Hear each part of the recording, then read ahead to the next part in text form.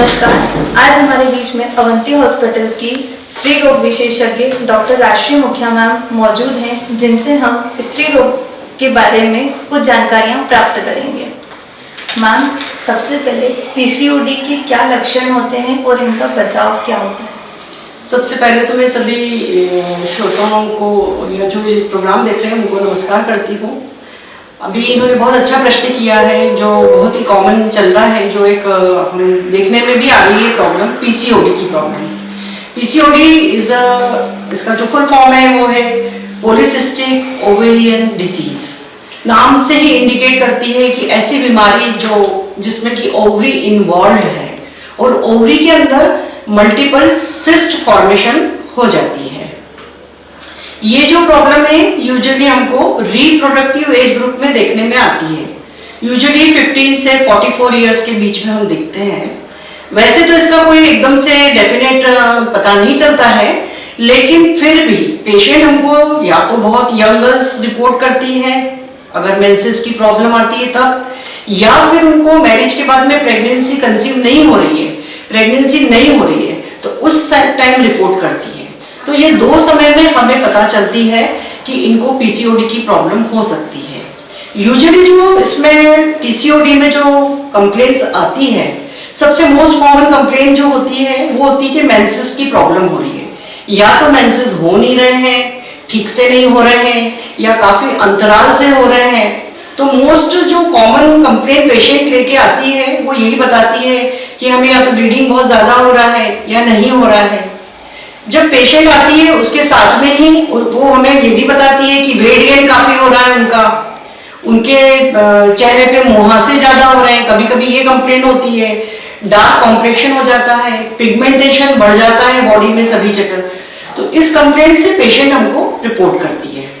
और जब later on as में आती है तब यूजुअली ये होती है कि मैरिज के 2 साल हो गए हैं, 3 साल हो गए हैं और हमको प्रेगनेंसी नहीं है। तो उस समय हमें पता चलता है, हम इन्वेस्टिगेट करवाते हैं कि इसको पेशेंट को पीसीओडी की प्रॉब्लम है। एक्चुअली में इस बीमारी में जो ओवरी होती है उसके ऊपर बहुत सारे सिस्ट डेवलप हो जाते हैं। ओवरी का काम होता है ओवम फॉर्मेशन, तो ओवम फॉर्मेशन नहीं हो पाता है। जो एग्स फॉर्मेशन होते भी हैं या तो वो इमैच्योर होते हैं और या फिर वो ओवरी से रिलीज ही नहीं हो पाते हैं, तो ओव्यूलेशन नहीं होता है और मल्टीपल वो सारे के सारे फॉलिकल सिस्ट में कन्वर्ट हो जाते हैं। तो फिर प्रेगनेंसी कैसे होगी? इसके साथ में ही अगर ओव्यूलेशन होता है तो ओवरी बहुत सारे हार्मोन्स भी रिलीज करती है। एस्ट्रोजन है, प्रोजेस्टेरोन है, रिलैक्सिन, इनिबिन, बहुत सारे हार्मोन्स होते हैं जो कि हमारी बॉडी के लिए बहुत जरूरी होते हैं। इस कंडीशन में जब ओवरी में सिस्ट फॉर्मेशन हो गई तो नेचुरल है कि अगर नॉर्मल से ओव्यूलेशन नहीं हो रहा है तो ये हार्मोन्स के लेवल भी डिस्टर्ब होते हैं और उसी की वजह से फिर हमारा इसमें मेंसेस की प्रॉब्लम भी स्टार्ट हो जाती है। तो हमें जो देखना है कि एक तो पेशेंट का वेट गेन नहीं होना चाहिए। क्यों? क्योंकि इस समय बॉडी में इंसुलिन से सेंसिटिविटी कम हो जाती है। आप जानते हैं कि इंसुलिन बहुत जरूरी है, सारी सेल्स को एनर्जी चाहिए, इसके लिए शुगर अपटेक करती है और शुगर के लिए इंसुलिन होना बहुत जरूरी होता है। लेकिन जब सेल ही इनसेंसिटिव हो जाएगी इंसुलिन के लिए तो शुगर अपटेक नहीं हो पाएगा, तो उस वजह से इंसुलिन का लेवल भी बढ़ता जाता है, शुगर का लेवल भी बढ़ता है और एक ओबेसिटी होने लगती है। तो एक पेशेंट के जनरल लुक में हमें दिखता है कि वेट गेन बहुत हो रहा है। अगर हम कोई ट्रीटमेंट देते भी हैं तो वो बहुत ज्यादा रिस्पॉन्सिव नहीं होगा, क्योंकि पेशेंट को खुद को भी अपने एफर्ट्स डालना होंगे, तभी हमारा जो ट्रीटमेंट होगा वो बहुत ज्यादा इफेक्टिव होगा। क्योंकि हम उसको ट्रीट करेंगे हार्मोनल लेवल से। पेशेंट को साथ में हम समझाएंगे कि उनको एक्सरसाइज करनी है, योगा करना है, उनको वेट बैलेंस करके चलना है, वेट ओवरवेट नहीं होना चाहिए, वेट ज्यादा बढ़ा हुआ नहीं होना चाहिए, बॉडी मास इंडेक्स बहुत ज्यादा नहीं होना चाहिए। इसके लिए उनको अपने खान पान, अपना रूटीन लाइफ में चेंजेस लाने होंगे। जो फास्ट फूड खाते हैं ये सब अवॉइड करें, ऑयली फूड अवॉइड करें, ज्यादा कार्बोहाइड्रेट डाइट्स अवॉइड करें, ड्रिंक्स अवॉइड करें। उनको इस समय में हाई प्रोटीन डाइट लेना है, फ्रूट्स खाना है, जितने भी आपके कलर्ड फ्रूट्स हैं, बेरीज वगैरह हैं, आपके ग्रेप्स हैं, ये खाइए, सारे फ्रूट्स खा सकते हैं आप। और वेट को कंट्रोल करने के लिए एक्सरसाइज डेली करिए। आप योगा करिए। इन सब चीज़ों से हमें जो रिस्पॉन्स मिलेगा वो बहुत अच्छा रिस्पॉन्स आता है। आगे हम इसको पेशेंट जब हम आती है तो उसको हम इन्वेस्टिगेट भी करवाते हैं, हार्मोनल ट्रीटमेंट दिए जाते हैं। साथ ही साथ में अगर मुहासे बहुत ज़्यादा है तो उसका सपोर्टिव ट्रीटमेंट दिया जाता है। क्यों? क्योंकि ओवरी में हम जानते हैं कि एंड्रोजन लेवल बॉडी में काफ़ी हाई हो जाता है, तो एक मेल पैटर्न मिलने लगता है हेयर्स का। मेल पैटर्न मिलने से क्या है, एक्सेसिव हेयर ग्रोथ भी मिलती है और male pattern type of baldness भी आती है। तो इन सब चीजों को कंट्रोल करना है तो treatment, medical management plus patient के खुद के एफर्ट्स, योग, exercise, changing the life style is most important. आपका प्रॉपर शेड्यूल होना चाहिए, आपका प्रॉपर रेस्ट होना चाहिए, प्रॉपर एक्सरसाइज होना चाहिए, प्रॉपर डाइट होना चाहिए, तभी हम सब चीजों से इस बीमारी से मुक्ति पा सकते हैं। क्योंकि अगर हमने इसको ट्रीट नहीं किया तो आगे जाके कई सारे कॉम्प्लिकेशंस आते हैं। हार्ट डिसीजेस डेवलप हो सकती है, ब्लड वेसल्स में प्रॉब्लम होने लगती है, डायबिटीज डेवलप हो सकती है और हाई कोलेस्ट्रॉल हो जाएगा, हाई ट्राइग्लिसराइड्स लेवल बढ़ेंगे। तो इन सब चीजों का आगे फर्दर कॉम्प्लिकेशन नहीं हो, हमको इस बीमारी को यहीं रोकना है, फैमिली को भी कंप्लीट करना है। प्रेगनेंसी हो, इसके लिए भी इनिशियल स्टेजेस में ही इसको ट्रीट करना बेहतर होगा। पीओडी में ट्रीटमेंट हम स्टार्ट करते हैं तो वो सबसे पहले हमने बताया कि पेशेंट को काउंसिल करते हैं, उसको लाइफस्टाइल चेंज करने के लिए सबसे पहले उसको एडवाइस किया जाता है, जो हमारी सारी बातें हो चुकी है, और उसके बाद में हम फिर मेडिकल मैनेजमेंट में आते हैं। मेडिकल ट्रीटमेंट में हम उसको हार्मोन स्टार्ट करते हैं, उसके साइकिल को हम रेगुलर करने की कोशिश करते हैं। अगर पेशेंट हमारे पास ऐसी है जिसको कंसीव करना है, नहीं है, तो हमें जो यूजुअली हम ब्लड टेस्ट करवाते हैं, पेशेंट का वेट लिया जाता है, सब कुछ मेजरमेंट करने के बाद में, टेस्ट करने के बाद में हम सोनोग्राफी कराते हैं।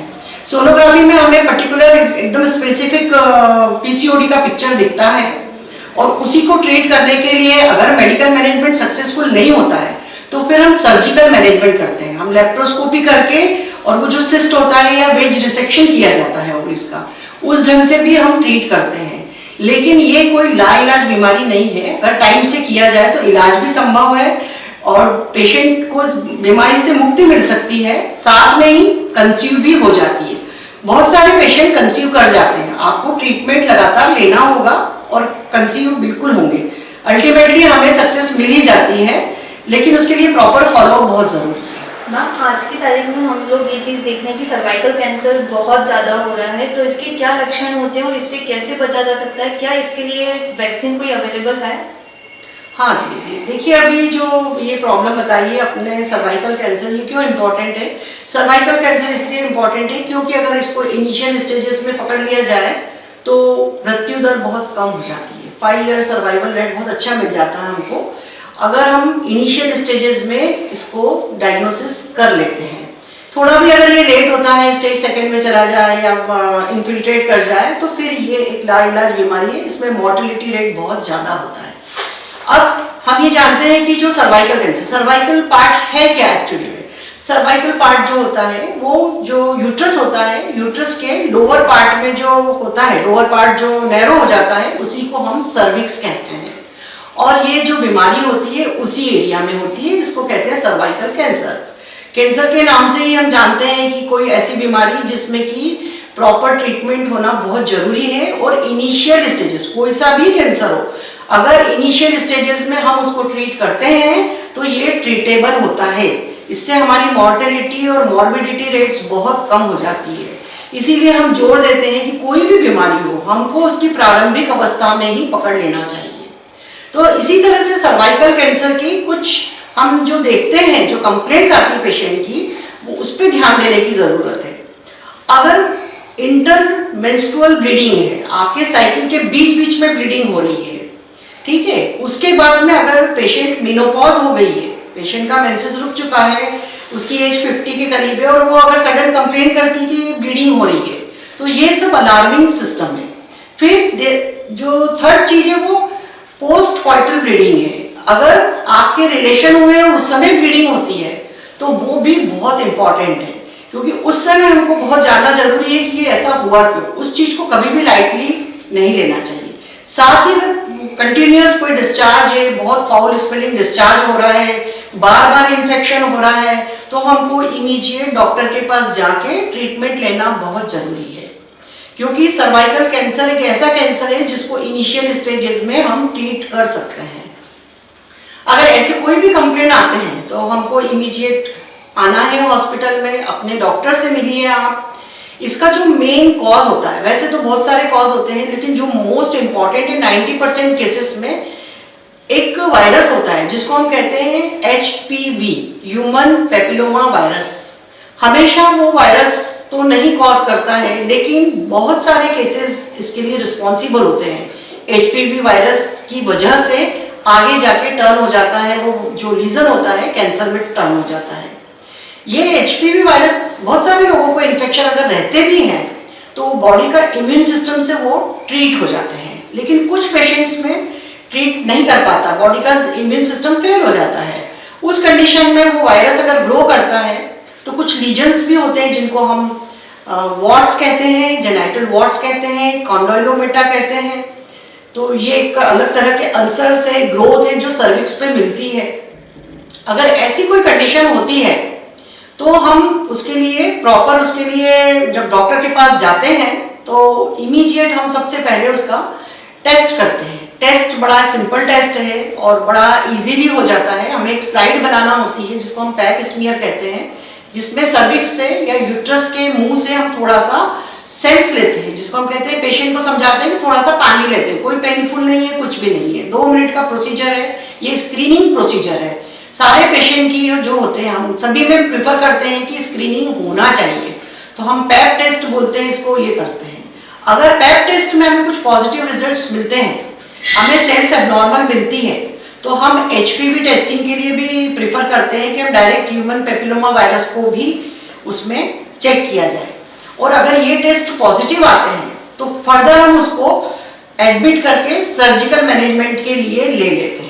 अब हमें पता चल गया है कि ये जो बीमारी है सर्वाइकल कैंसर, मेन जो पैथोजन, हमें वैसे तो बहुत सारे रीजन होते हैं, लेकिन फिर भी जो मेन जो वायरस रिस्पॉन्सिबल है वो HPV वायरस है। और आजकल हमें इसका ट्रीटमेंट इसलिए पता है क्योंकि हमें इसका वैक्सीन मिला है HPV वायरस का। तो सर्वाइकल कैंसर के प्रिवेंशन के लिए हमें वैक्सीन लगाना चाहिए। तो हमारा जो CDC है, ड्रग कंट्रोल सिस्टम वाला जो है, सेंट्रल ड्रग कंट्रोल सिस्टम, उन्होंने प्लान किया है कि सभी लोगों को, जितनी भी गर्ल्स हैं, उनको ये वैक्सीन लगना चाहिए। यूजुअली जो प्रिफर्ड एज होती है वो 9 to 26 ईयर होती है, पर हम जो इंडियन कंडीशंस में 11 to 12 ईयर्स में पहला डोज दे देते हैं। उसके बाद में हमें सेकेंड डोज देना होता है। कभी कभी हम 3 डोजेस भी देते हैं, पर ये डिपेंड करता है आपके जो डॉक्टर होते हैं उनकी एडवाइस से दिए जाते हैं। 26 ईयर्स तक हम इसको देते हैं, लेकिन ये है इसमें कि ये पहला डोज कब लगा है पेशेंट का, वो सबसे इंपॉर्टेंट है।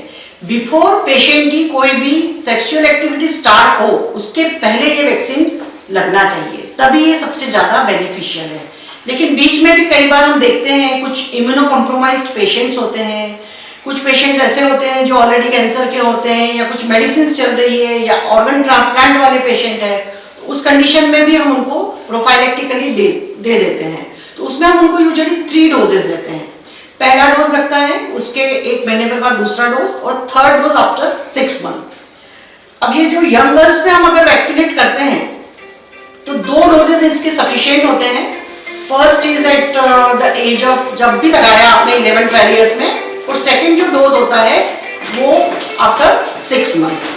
तो ये सबसे मोस्ट इंपॉर्टेंट चीजें हैं। हमें वैक्सीन अवेलेबल है, थोड़ा सी वैक्सीन की कॉस्ट ज्यादा है, तो उस चीज को हमें देखते हुए ये देखना चाहिए कि कैंसर से बचना है तो कॉस्ट भी बहुत इंपॉर्टेंट नहीं है। पहले अमेरिकन मार्केट ने अपने यहाँ गार्डासिल करके लॉन्च किया था, आजकल अपने इंडिया में भी सर्वीरेक्स, रेबीविक, बहुत सारे वैक्सीन अवेलेबल हैं। तो हमें प्रॉपरली काउंसिल करके और वैक्सीनेशन करवा लेना चाहिए, ताकि ऐसी बीमारी से छुटकारा पाया जा सके जिसकी बहुत ज़्यादा मॉर्टेलिटी रेट है। अभी हमारे यहाँ जैसे अवंती हॉस्पिटल में भी इस और काफ़ी वर्क किया जा रहा है। ये एक तरह की अच्छी से सेवा की जा रही है लोगों की, ताकि हम मॉर्टेलिटी रेट को नीचे से नीचे ला सकें, लोअर कर सकें। उसके बीच बीच में हमने अभी जैसे कैंसर प्रिवेंशन के लिए हमने कैंप लगाया था, और उस कैंप में भी हमको रैंडमली पेशेंट मिले हैं कैंसर के। 3 या 4 पेशेंट ऐसे थे जो बिल्कुल हमें कैंसर के मिले हैं, पैप स्मीयर टेस्ट करवाए, हमने एग्जामिनेशन किया और उसको हमने एडमिट किया। तो ये आप अवंती हॉस्पिटल में जो अभी जितने भी चेकअप चल रहे हैं तो उसमें ये हमने इंक्लूड किया हुआ है कि सबके पैप स्मीयर जरूर होना चाहिए। यहाँ पे डेली काफी सारे पैप स्मीयर होते हैं और एक्सीडेंटल फाइंडिंग में हमको केसेस भी मिल रहे हैं। तो आप बिल्कुल इसके लिए यहाँ आइए, परामर्श लीजिए और यहाँ की व्यवस्थाओं का और सुविधाओं का अधिक से अधिक लाभ लें ताकि हम इस बीमारी से छुटकारा पा सकें। यहाँ पे समय समय पर प्रोग्राम होते रहते हैं और ये प्रोग्राम आपको तभी पता चलेंगे जब आप इस हॉस्पिटल में आके विजिट करिए। आप यहाँ पे देखिए, यहाँ बैनर्स लगे रहते हैं, कई बार पेपर्स में भी दिया जाता है, मीडिया में भी बताया जाता है, पर कई बार लोग नहीं भी देख पाते हैं। तो आप एक बार आइए जरूर और यहाँ पे देखिए, सारे पढ़िए, आप हमसे मिलिए, हम आपको गाइड करेंगे। एक्चुअली में गाइड करने के लिए तो हम पूरे टाइम अवेलेबल है, हमारा पूरा स्टाफ सक्रिय है इसके लिए। तो अवंती हॉस्पिटल में हमने ये फैसिलिटी स्टार्ट की है और आप लोग यहाँ आके इस चीज का फायदा अवश्य लें।